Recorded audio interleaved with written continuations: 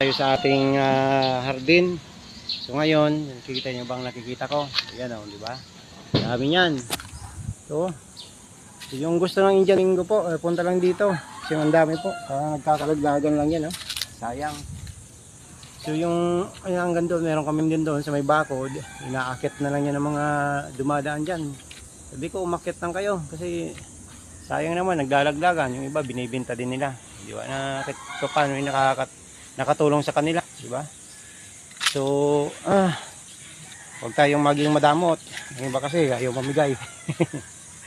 Naalala ko nung bata tayo binabato pa namin to.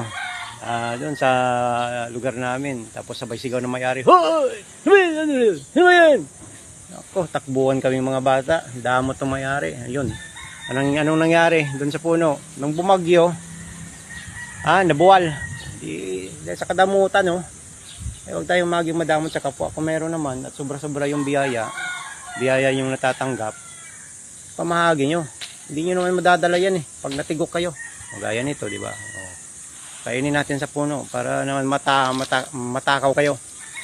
Matakam pala, hindi matakaw. Iba yung matakaw. Ano ba,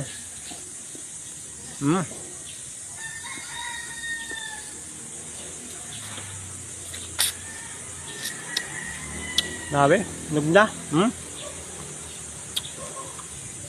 Sabi daw, masarap kumain sa puno. So, kainin natin sa puno. Sa puno tayo.